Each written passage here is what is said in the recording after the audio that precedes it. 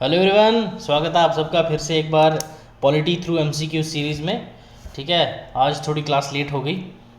चलिए स्टार्ट करते हैं। पहले ही हम लोग लेट हैं। डेली क्लास का शेड्यूल आपको पता ही है। 5 बजे हिस्ट्री, 7 बजे पॉलिटी एंड 9 बजे हमारी इकोनॉमिक्स की क्लास आती है थ्रू एमसीक्यूज़। ठीक है, और पीडीएफ हमारे टेलीग्राम चैनल पे आपको मिल जाएंगे सभी क्लासेस की, और एक्स्ट्रा करंट अफेयर्स की पीडीएफ भी हम वहाँ पे अपलोड कर देते हैं। ठीक है, एंड करंट अफेयर्स डेली के, ठीक है, रेगुलर बेसिस पे, प्लस शॉर्ट ट्रिक्स रील्स के थ्रू हम लोग वहाँ पे डालते हैं, चाहे वो इंटरनेशनल बॉडीज़ हो, नेशनल बॉडीज़ हो, स्टैट्यूटरी बॉडी हो, नॉन स्टैट्यूटरी बॉडीज़ हो, तो सब हमने ट्रिक के थ्रू वहाँ पे डाल रखी हैं। आप वो भी जाके पढ़ सकते हैं। ठीक है, चलिए बिना टाइम वेस्ट के स्टार्ट करते हैं। National emergency has been declared so far. India में कितनी बार नेशनल इमरजेंसी डिक्लेयर हो चुकी है अभी तक? वंस, ट्वाइस, थ्राइस या 4 टाइम्स? तो ये कितनी बार हो चुकी है हमारे इंडिया में? दैट इज़ थ्राइस, 3 बार हो चुकी है। कब कब हुई थी? फर्स्ट टाइम हुई थी that is from 26 October 1962 to 10 January 1968। ये कब? इंडो चाइना वॉर के दौरान पे। ठीक है, सेकेंड टाइम कब हुई थी? That is between 3 and 7 December 1971, that is Indo पाक वॉर। ठीक है, एंड थर्ड प्रोक्लेशन कब हुई थी? 25 जून 1975 से लेके 21 मार्च 1977। ये आप सबको पता है, इंदिरा गांधी जी की प्रीमियरशिप थी, तब पीएम थी वो। पॉलिटिकल इंस्टेबिलिटी हो गई थी यहाँ पे, इसलिए इसको इंटरनल डिस्टर्बेंस के बेसिस पे इमरजेंसी डिक्लेयर किया गया था। तो ये 3 बार डिक्लेयर हो चुकी है इंडिया में। When a financial emergency is proclaimed, repayment of government debts will stop, repayment of salaries to public servants will be postponed, salaries and allowances of class of employees may be reduced, union budget will not be presented। ठीक है, तो ये क्या होता है? Payment जो होती है सैलरी ऑफ पब्लिक सर्वेंट्स की, वो पोस्टपोन की जाती है। कब? जब भी फाइनेंशियल इमरजेंसी लगती है। ठीक है, आप मुझे बताइए हमारे इंडिया में अभी तक क्या फाइनेंशियल इमरजेंसी लगी है, और लगी है तो कब लगी है, ये मुझे कमेंट सेक्शन में बताइए आप। On the basis of financial crisis emergency has been declared by President of India। Okay, same question अभी यहाँ पे आ गया। हाँ, फाइनेंशियल क्राइसिस इमरजेंसी कितनी बार डिक्लेयर किया प्रेसिडेंट ऑफ इंडिया ने इंडिया में? नॉट इवन वंस, 1962 में, 1971 में, 1991 में। तो ये कब हुई थी? That is option A is the correct answer, not even once. Financial emergency India में एक बार भी नहीं लगी है। While a proclamation of emergency is in operation, the duration of लोक सभा can be extended for a period of. जब भी इमरजेंसी हमने प्रोक्लेम किए हो, उसके बाद लोकसभा की जो है कितनी ड्यूरेशन के लिए हम उसको एक्सटेंड करते हैं? नॉट एक्सटेंडेड 3 मंथ्स, ठीक है, not more than exceeding 9 months, one of 1 year at a time, of 2 years at a time. तो ये option C is the correct answer. हम इसको 1 साल के लिए लोकसभा की जो है ड्यूरेशन बढ़ा देते हैं। Every proclamation issued under article 352 shall be laid before each house of the parliament, laid before the Lok Sabha, decided by prime minister and conveyed to the president, या ऑल ऑफ द अबव। तो ये है option C is the correct answer. Decide कौन करता है इसको? PM and convey करता है किसको? That is president of India. ठीक है, आर्टिकल्स जो है प्रोविजंस इन पार्ट 18th, ठीक है, पार्ट 18th में जो इमरजेंसी प्रोविजंस दिए गए हैं वो कौन से आर्टिकल में? That is article 352 to 360। ठीक है, और ये प्रोविजन क्या करते हैं? सेंट्रल गवर्नमेंट को ये अनेबल करते हैं कि ये अब नॉर्मल सिचुएशन को नॉर्मल करने के लिए इफेक्टिवली इनको लगा सकता है। तो 352 national emergency, 356 constitutional emergency, 355 president rule, ठीक है, and then financial emergencies that is 360। ठीक है, 3 टाइप की हमारी नेशनल इमरजेंसीज होती हैं। ठीक, याद रखिएगा, 352, 356 and 360। The president rule is imposed for the period of, कितने टाइम के लिए प्रेसिडेंट रूल लग सकता है? 3 months, 6 months, till the next election is held, it depends upon president wish. नहीं, ये विश पे नहीं होता, ये 6 महीने का होता है। ठीक है, next, president rule parliament approval चाहिए होती है इसके लिए, इसको इम्पोज करने के लिए, और बहुत हाउसेस में जो है अप्रूव होना चाहिए। ठीक है, लोकसभा एंड अपना राज्यसभा दोनों में, वो भी with in 2 months of its issue. ठीक है, प्रेसिडेंट रूल के इशू के 2 महीने के पहले पहले दोनों हाउसेस की ये प्रोक्लेम होना चाहिए। इनिशियली कितना रहता है ये? 6 मंथ्स के लिए, लेटर इसको हम लोग 3 साल तक बढ़ाते हैं, वो भी पार्लियामेंट जो है इसको अप्रूवल देता रहेगा हर 6 महीने में। ये चीज़ याद रखिएगा, इनिशियली 6 महीने के लिए लगती है, उसके बाद 3 साल हम इसको बढ़ा सकते हैं। 3 साल वो भी कैसे बढ़ाएंगे? पार्लियामेंट जो है वो इसको अप्रूवल देगा हर 6 महीने। ठीक है, duration of proclamation of national emergencies, all fundamental rights are suspended, नहीं। Article 20 and 21 can not be suspended, बिल्कुल सही है। Article 32 can not be suspended, ये कर देते हैं suspend. Article 19 can not be suspended, हो जाता है suspend.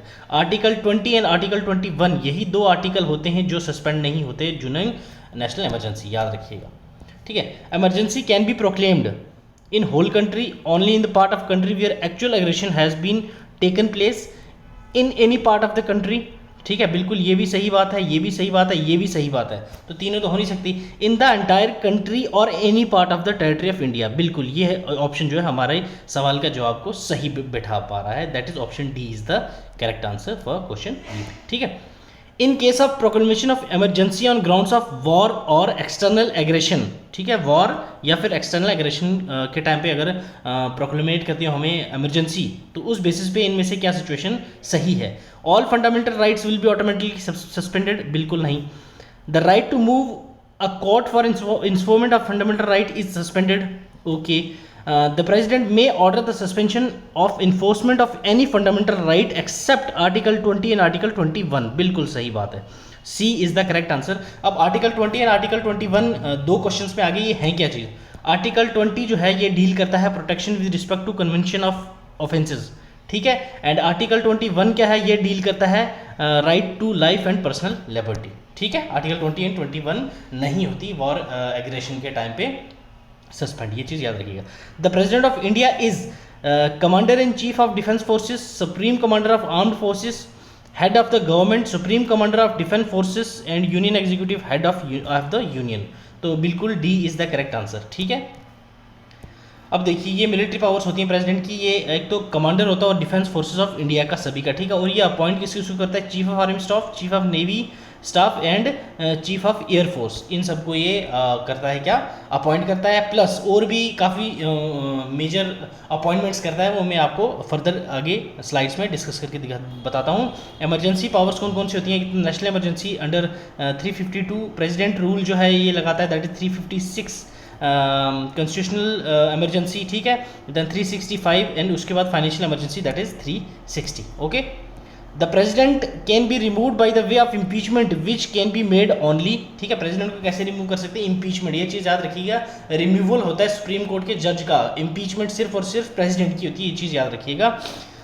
Bye the supreme court, by the Rajya Sabha, by the member of Lok Sabha और Rajya Sabha through impeachment, okay, can not be impeach, बिल्कुल इम्पीच किया जाता है ये, ठीक है, सुप्रीम कोर्ट नहीं करता जी, राज्यसभा भी कर सकता है बिल्कुल, बट दोनों मेंबर लोकसभा एंड राज्यसभा दोनों में इसकी बिल पास होनी चाहिए, और 14 दिन का इसको एडवांस नोटिस भेजते हैं किसको, प्रेसिडेंट को, कि आपको भाई साहब अब हम कर रहे हैं आपको इम्पीच, तो कितना 14 डेज एडवांस इसको नोटिस भेजा जाता है, और ये लोकसभा या फिर राज्यसभा दोनों में किसी में भी इनिशिएट हो सकता है इम्पीचमेंट इसका। Alright, question 12, who administrate the oath of office of the president, president को ओथ कौन दिलवाता है, chief justice of India, supreme speaker of Lok Sabha, prime minister या फिर vice president, that is chief justice of India, option A is the correct answer. Which one of the following does not constitute the electoral college for electing the president of India, इनमें से election में president की कौन सा आदमी नहीं होता या फिर कौन सा इलेक्टोरल कॉलेज नहीं होता, अभी सुनिए। इलेक्टेड बाई मेंबर ऑफ लोक राज्यसभा बिल्कुल होते हैं, इलेक्टेड मेंबर्स ऑफ लोकसभा बिल्कुल होते हैं, elected member of legislative assembly of each state, ठीक है, elected member of legislative council. अब देखिए आपको इसके इलेक्टोरल कॉलेज में होता कौन कौन है, इसका तो एक पहली बात तो ये कोई डायरेक्ट इलेक्शन नहीं होता, और इसमें होता कौन कौन है, Lok Sabha and Rajya Sabha, legislative assemblies, ठीक है, legislative council have no role, legislative councils नहीं होते, ये चीज़ याद रखना है। Legislative assembly of union territories दो कौन कौन सी हैं, Delhi, Puducherry and now JNK, ठीक है, याद रखिएगा ये नाउ JNK, क्योंकि अपना JNK भी पुडुचेरी के इस पे है, मॉडल पे है, ठीक है। 3 यूनियन टेरिटरीज हैं जिनकी लेजिस्लेटिव असेंबली में वोट कर सकते हैं प्रेसिडेंट की, दैट इलेक्टोरल कॉलेज में आते हैं पुडुचेरी, दिल्ली एंड जम्मू एंड कश्मीर, ये चीज़ याद रखिएगा। तो इसका कौन सा आंसर सही है, that is option D is the correct answer. Question 14, who among the following enjoys the rank of cabinet minister of Indian union, ये आप लोगों को इजीली आना चाहिए, आप लोग बता सकते हैं इसका। Deputy chairman of Rajya Sabha, deputy chairman of planning commission, secretary of government या नन ऑफ द अबव, तो ये कौन है, deputy chairman of planning commission, option B, okay. Which of the following appointment is not made by the president of India. मैंने आपको starting में बताया था चीफ जस्टिस ऑफ इंडिया बिल्कुल, चीफ ऑफ एयर फोर्स बिल्कुल, chief of the army staff ठीक है, और ये नेवल के भी यही करते हैं। ये तो तीनों आगे सही, तो गलत क्या बचा, स्पीकर जो लोकसभा का है वो प्रेसिडेंट नहीं करते, तो option A is the correct answer. ठीक है, तो बाकी और पोस्ट्स देखिए, ये अपॉइंट किसके किसको करते हैं, चीफ जस्टिस ऑफ इंडिया, जजेस चाहे सुप्रीम कोर्ट के हों या हाई कोर्ट्स के हों, ठीक है, प्राइम मिनिस्टर को भी यही अपॉइंट करते हैं, और अदर जो काउंसिल ऑफ मिनिस्टर होते हैं उनको भी यही अपॉइंट करते हैं, और यही अपॉइंट करते हैं गवर्नर्स को। ठीक है, स्टेट्स के जो गवर्नर्स होते हैं उनको भी ये करते हैं, इलेक्शन कमिश्नर, ठीक है, और एम्बेसडर जो कि फॉरेन कंट्रीज़ में होते हैं इंडिया के, ठीक, उनको भी कौन करता है, प्रेसिडेंट ऑफ इंडिया। तो ये था पॉलिटी का डिस्कशन। होप सो ये आपके लिए फ्रूटफुल रहा होगा। अगर पसंद आए तो लाइक कीजिएगा, पसंद ना आए तो डिसलाइक करके कमेंट में